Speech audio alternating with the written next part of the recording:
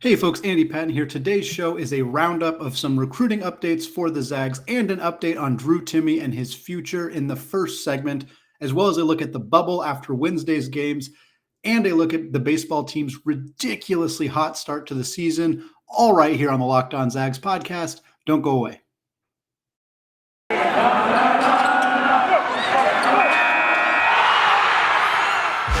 You are Locked On Zags, your daily podcast on the Gonzaga Bulldogs.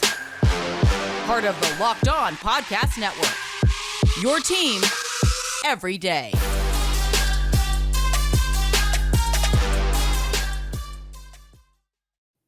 What is going on, y'all? Welcome to the Locked On Zags podcast, part of the Locked On Podcast Network, your team every day. I'm your host and longtime Gonzaga podcaster, Andy Patton, here to take you through another madness of March for Gonzaga basketball. Today's episode is brought to you by BetOnline. BetOnline has you covered this season with more props, odds, and lines than ever before. BetOnline, where the game starts. I also want to thank all of you who've made this podcast your first listen every day, and to those of you who have checked the show out on YouTube. If you have not yet, just go to youtube.com, search Locked On Zags, hit that subscribe button. I would really appreciate it. Trying to get to 500 subscribers before the end of the regular or the NCAA tournament. We're getting very, very close, so any help you guys can provide there would be very much appreciated. All right, we are starting. It's a bit of a gap period for the Zags. We know this is kind of a period of time in the season that some people think actually hurts Gonzaga because they finish their conference tournament earlier than most of the rest of the teams. They get a nice long gap between now and, of course, the start of the NCAA tournament. So we're going to talk about a few other things today. We're going to talk about things that are not quite related to Gonzaga and the NCAA tournament. We're going to start out with some recruiting updates. There have been a few kind of a handful of small updates about a few guys recently, kind of bundled them all together. We'll talk about them here. The first update, Skyy Clark decommitted from the University of Kentucky. If that name sounds familiar, he was a priority target for the Zags in the class of 2022 before he decided to go join John Calipari at Kentucky. He's a 6'3" point guard from Montverde, Florida, 27th ranked player in the class of 2022. I believe the 5th ranked point guard in that class. Very high level, talented, 5-star caliber recruit. Obviously was going to go to Kentucky, decided not to go to Kentucky. His head recruiter at Kentucky took a job at Arizona State. They are one of the many schools that are considered in the mix here for Skyy Clark. Obviously, there's a very notable comparison here. That notable comparison, for those who do not recall, is Nolan Hickman. Nolan Hickman also committed to Kentucky out of high school, decommitted, chose instead to come to Gonzaga. We could see a similar path for Clark. It would make some sense for him to be somebody that at least considers Gonzaga and somebody that Gonzaga would be interested in. Now, there isn't as clear of a role necessarily. Part of the reason that Hickman came to Gonzaga was to fulfill the role that he is currently fulfilling as a high-level backup point guard to Andrew Nembhard, who then takes over as the team's primary starting point guard in the 22-23 season. That would be challenging to do if Skyy Clark were to come to campus. Skyy Clark is probably the kind of player that would start right away. He would at least challenge Hickman for minutes.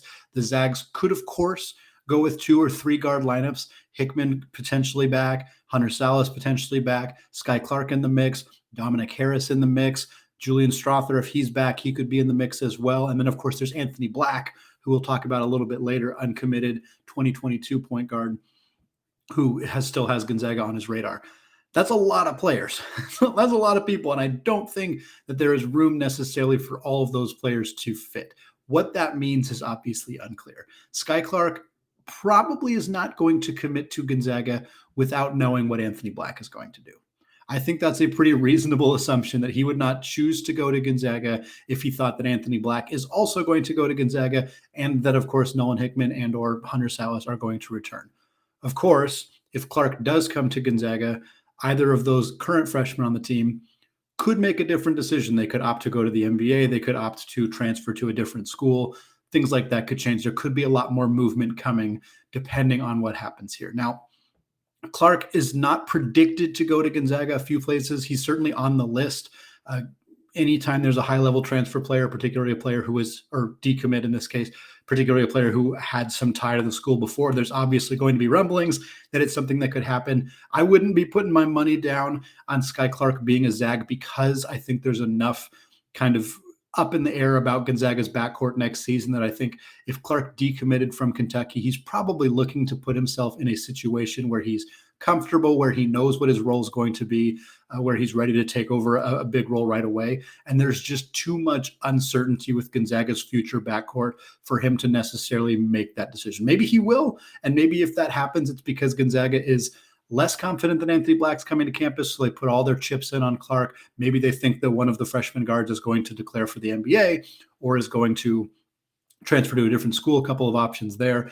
But my guess is that Gonzaga feels pretty good about where they're at with the guard roles next season and is maybe not going to push super hard for Clark. But obviously, I will keep people posted as I hear more, as we get more information about his new open recruitment.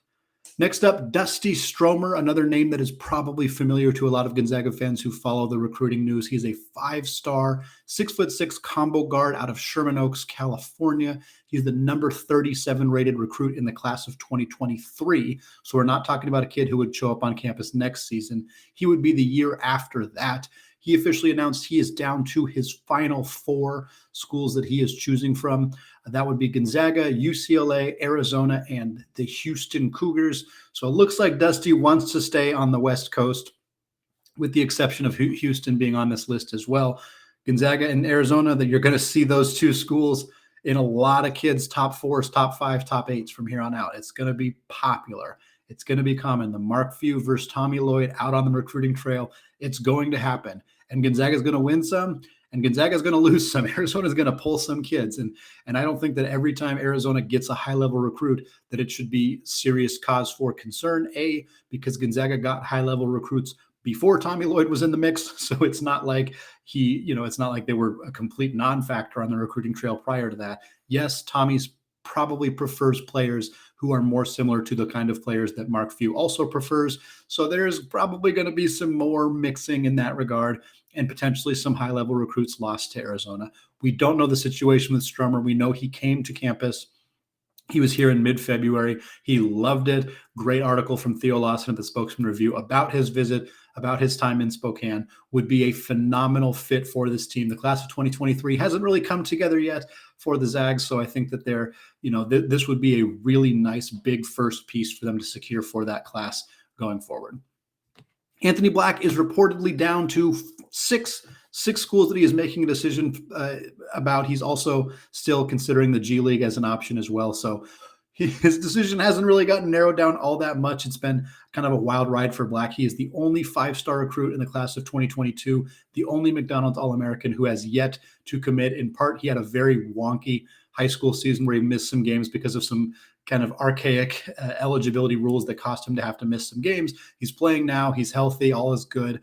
Gonzaga, Arkansas, Memphis, Georgia, Oklahoma State, and TCU are kind of it's the group there. And of course, the G League as an option for him as well. Gonzaga has always been a bit of an outlier geographically. A lot of more schools kind of in the Midwest or the South area for him. A phenomenal basketball player. If you have not seen him play, if you have not watched highlights of Anthony Black yet, definitely watch them with the understanding that if he doesn't come to campus, it's going to be hard. It's going to hurt seeing how good he can be, because he is very tantalizing. He is 6'7" combo guard. Drawn comparisons to Sean Livingston, who would have been an all-time great in the NBA had he not suffered serious knee injuries early in his career. Anthony Black is going to be a complete menace defensively, offensively. His skill level is just through the roof. A lot of people believe Gonzaga is the front runner here. Oklahoma State was a really significant push for a long time. Arkansas has made a late push for him. It's still open. There's not a lot of complete consensus on what's going to happen with Anthony Black, but Gonzaga is considered a bit of a front runner. They're certainly the most notable basketball program out of that group right now. Obviously, Memphis has pulled very, very high-level recruits in the past, and there's reason to believe that they could do that again here as well. But obviously, a lot of Gonzaga's future recruiting hinges on what ends up happening with Anthony Black. And then the last update from a recruiting perspective, or a roster changing perspective, I suppose, we're starting to see a lot more names start cropping up in the transfer portal as seasons are ending. LMU already has 4 of their players in the transfer portal, which isn't too surprising after a pretty disappointing season for Stan Johnson and the Lions. And we'll start to see some names kind of connected and some programs that reach out and show interest in some guys. The first one that I have seen where Gonzaga is officially known to be interested in a graduate transfer is UNLV grad transfer guard Marvin Coleman. A report from Joe Tipton at Tipton Edits saying that Gonzaga was one of the schools that reached out to Marvin Coleman after he put his name in the transfer portal. That does not mean a whole lot necessarily. Gonzaga likely reaches out to a lot of players who put their name in the transfer portal. This news coming out could be a way for Coleman to drum up some interest in his services by saying, hey, Gonzaga's interested in me. Not that I think he's lying. I'm almost positive he's not lying, but you got to take these things with a bit of a grain of salt. I don't know how interested Gonzaga is in Marvin Coleman. I will tell you that Marvin Coleman's overall collegiate career at UNLV has not been particularly impressive. A big part of that has been injuries. He only played in 11 games in his freshman season in 18-19. He played in just 6 games in 2020-2021, and then 15 games this past season. Now, he did play 28 games in the 2019-2020 season. He started 20 of those games. He averaged 7 points, 5 rebounds, 2.5 assists. So he put up some really solid numbers. 7, 5, and 2.5 is very good production. He's a 6'3" veteran point guard. Think Aaron Cook, think Gino Crandall. That's kind of the vibe here. And it makes sense. We already talked about the Skyy Clark situation and the fact that Gonzaga is probably preparing to go into next season with Nolan Hickman, Hunter Salas, and Dominic Harris on the roster. Julian Strother's more up in the air. He plays more of a wing and less of an actual guard role. Obviously, Anthony Black, very much up in the air. Same with Skyy Clark. So we don't know if there's going to be a 4th guard added into that mix from the recruiting class, but it was always kind of the plan that the Zags would add a 4th guard through the transfer portal. That's what they've always done. They pick up a 4th guard. Sometimes they pick up a guard who starts right away like Ross Bolton. Sometimes they pick up a guard who comes in specifically to play a backup role a la Aaron Cook or Gino Crandall. That would be the case here with Coleman. Obviously, things could change. Hickman or Salas could decide to go to the NBA, could decide to transfer to another school. That would open up more of a need for the Zags to be more aggressive in who they pursue on the transfer portal. But Coleman's a guy who's played a lot of basketball games. He's put up decent numbers. He's a good rebounder for a guard. He's not a very good outside shooter. He's a little bit more like kind of Cook in that regard, but he's a nice athlete. Obviously, the injury issues are pretty significant and would make it a little bit more challenging to commit to him as having a significant role on this team. But Gonzaga is probably not going to go out and look for really high-level guards on the transfer portal unless they find out something about the future of Salas or Hickman. If those guys are going to be here next year, they're going to be the starters, and they're going to play a lot of minutes. And that means that the Zags are going to fill out the roster by finding somebody who's more interested in playing a complementary role. Coleman would fit that bill in that sense. No idea, again, how strong the interest is here. There's a lot of other schools in the West Coast who have shown interest. Portland and Shante Leggins have reached out to him as well. Shante already pulled a lot of talented players out of the Mountain West in his first season as the coach at UP, so I could see him doing it again. Certainly if Coleman's looking for a chance to play a very big role, he would much more likely go to the University of Portland than he would go to Gonzaga. All right, the last thing I wanted to talk about in this segment before we move on and start talking about Gonzaga's baseball team is the new news we heard about Drew Timme. Drew Timme is a chinfluencer. He has a new sponsorship deal with the Dollar Shave Club. For those of you who did not hear about this, Drew Timme, he changed his facial hair ahead of the last game. He now has an official sponsorship with Dollar Shave Club. It's something we've been waiting for forever. Everybody talked about Drew Timme's going to have some kind of sponsorship deal with a shaving company, a hairstyle company, something like that. And here we are. He is the newest spokesperson for Dollar Shave Club. It's probably not super relevant news. It's just kind of another fun thing that Drew Timme's doing now that the NCAA is allowing student athletes to profit off of their name, image, likeness. But there is something to be said for wondering if these kinds of opportunities, these kinds of financial incentives could help persuade a player to stay in college. We've talked about it a handful of times on this show before. It's been talked about at length by other people who do podcasts or who cover college basketball or college sports in general professionally. But it makes some sense for a guy who is not on draft radars in a significant way. He shows up on a lot of big boards, but rarely as an actual player getting selected in the mock draft. So if you're thinking he's probably an undrafted free agent, he's maybe a G League guy, maybe a two-way guy, maybe a Euro League guy, what's to stop a guy like that from coming back for another season where you're going to be the man? He would be the man on this year's team next year. He's the man on this year's team already. So certainly the same situation next year. If he thinks they're going to compete for another national title next year, why not come back? You still make money. You still profit. You're still, because the argument before was always, well, why wouldn't you go play professionally where you can get paid to play basketball? Here, you're not getting paid. There, you're getting paid. And that was a pretty strong argument. It was always hard to argue against that. In this case, though, he is getting paid. And he's getting paid probably a decent amount of money to be a spokesman for a pretty significant, successful company like Dollar Shave Club, who is profiting off of his, facial hair. So makes some sense that he might consider staying because of something like this. There's a lot of other factors at play, not just this, but it should make you think. It should make you wonder a little bit about what does Drew Timme's future look like, and does stuff like this have a significant influence on where he plays basketball next year? All right, second segment, we're going to look at how Wednesday's games impacted the bubble. Before we get there, though, let's talk about today's sponsor, Stat Hero. Stat Hero's NCAA single-game pick'ems pits the star players against each other in an amazing hybrid between fantasy and sports gambling. Take control back from those handicappers that always seem to have the advantage. Start focusing on the players you know best with a gameplay that doesn't rely on big spreads, long odds, or funky props. Stat Hero gives you the advantage, resulting in their gamers winning 4 times more often. Why? Because Stat Hero eliminates the mystery about who or what you are going up against. In addition to their pick'em games, they also have dozens of lineups you can comb through to take on head-to-head. They simply post sets of players for you to take on with a set of players you choose. Stat Hero is the easiest and fastest way to get your sports action fix. The simple, sleek gameplay will have you playing in minutes. This is what daily fantasy was meant to be. Sign up for free right now at stathero.com/lockedon and use promo code LOCKEDON for a 100% deposit match. That's stathero.com/lockedon. Use promo code LOCKEDON for a 100% match. All right, segment 2, still Andy Patton, still Locked On Zags, and I still want to thank all of you again for making Locked On Zags your first listen every day. Make sure to check out the Locked On Bracket Breakdown show on March 14th right here on the Locked On Zags podcast feed and YouTube channel. College basketball expert Chris Gordy, myself, and betting expert Lee Sterling will be there to give you in-depth breakdowns on every matchup in the NCAA tournament. Speaking of matchups and the NCAA tournament, the bubble had some significant movement on Wednesday evening.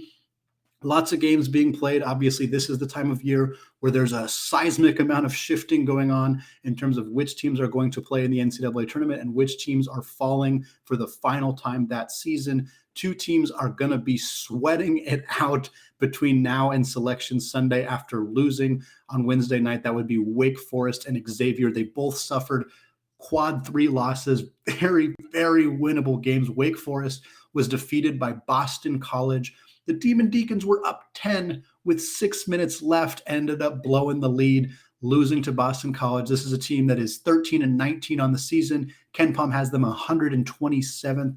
Wake Forest was probably solidified in. If they won this game now, they're going to be really, really sweating it out. It's a bummer for Wake Forest, the team that doesn't often find themselves in the conversation for an NCAA tournament spot. It looked like they were pretty safe and secure. Now they're going to have to really, really sweat it out. Not quite as devastating as Xavier, though, who lost to Butler. Xavier was up 6 with 45 seconds left. 45 seconds left in the game. Xavier had a 2-possession lead, ended up blowing it, losing to a bad Butler team. Butler 13-18, 134th per KenPom. This is not a good Butler team. Xavier started out the season so hot. I believe they were 14-3 to begin the year and have gone 4-10 since then. I'm not sure that they're going to make it anymore. They were right in that conversation. A lot of places didn't even have them in the first four out or last four in. They were like squarely in the field. Now they're not so much. A lot of places that I have seen, the quick knee-jerk reaction is that right now, as of today, March 10th, they are still in the field. They're still expected to be in, but there are going to be more bid stealers. There's going to be somebody who wins a conference tournament that had no business winning a conference tournament, which gives another team an at-large bid. This is going to be a tricky spot for them. It also is tricky for a team like BYU, who right now is probably not going to make it. Most places have them in the next four out, not even in the first four out. I think they're 5 or 6 teams away from being in the field of 68. But when you see a team like Wake Forest lose, when you see a team like Xavier lose, it gives you a little bit of hope that, hey, maybe BYU could find a way to sneak into this game, sneak into the field here. It's possible. It's possible. There's still a handful of other games going on. As I'm recording this, Virginia Tech, who is right in the last four out conversation as well. They are up 10 points over Clemson with 5 minutes to go. By the time you're listening to this game is over. If Virginia Tech does hold on and secure a victory, that's a bummer for BYU. That's kind of a stamp against them. Obviously, if Virginia Tech blows this game, it'll be the third team to blow a 10-plus point lead late in the game. Hopefully that's not the case for the Hokies, but it would be a nice get for BYU if this team could also lose as well. A couple other games that went down on Wednesday that have an impact on the bubble. Oregon defeated Oregon State. Not a surprise there. The Beavers' season was woeful, doesn't even begin to describe it. Pitiful, horrible. Just, they went 3-28.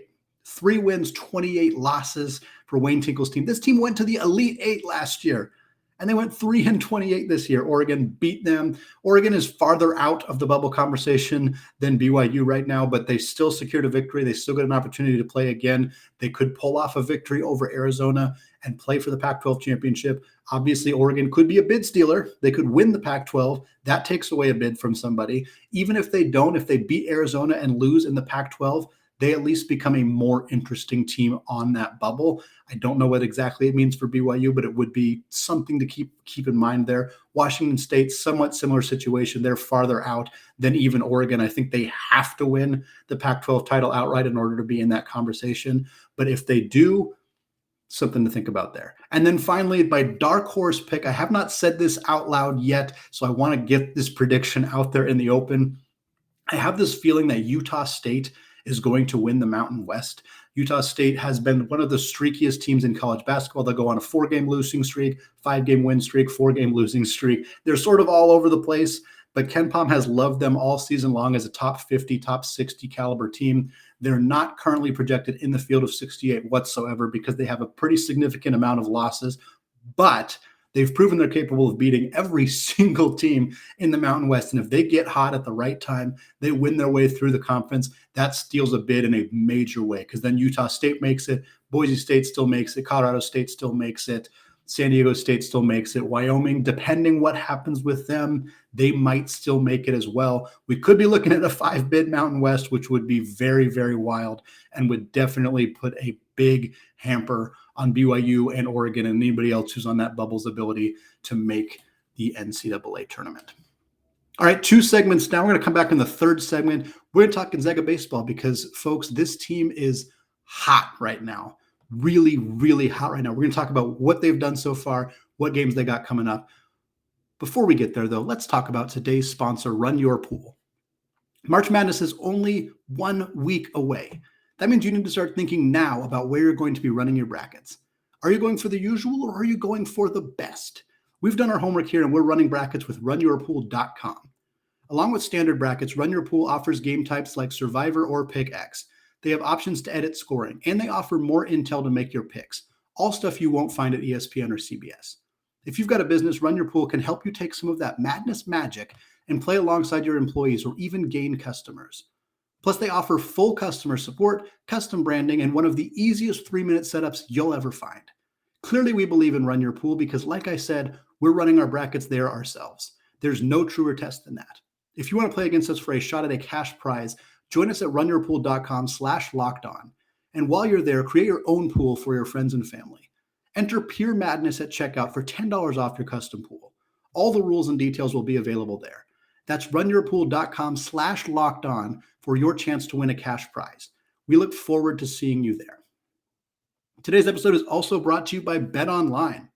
There might be less football being played, but betonline.net has way more stuff to bet on this playoff season. From scores, totals, and player performance props to where the next fired coach is going to land, BetOnline is the number one spot for all things NFL betting in 2022. And it's not just football. BetOnline.net's basketball, hockey, boxing, and UFC odds coverage is the best in the business. From sports right down to your favorite Vegas casino games, BetOnline is your number one online wagering destination. BetOnline is the fastest and easiest way to wager on all of your favorite sports and play your favorite games. All right, segment 3, still Andy Patton, still Locked On Zags, switching to talk about the hottest team in Gonzaga University athletics right now, the baseball squad.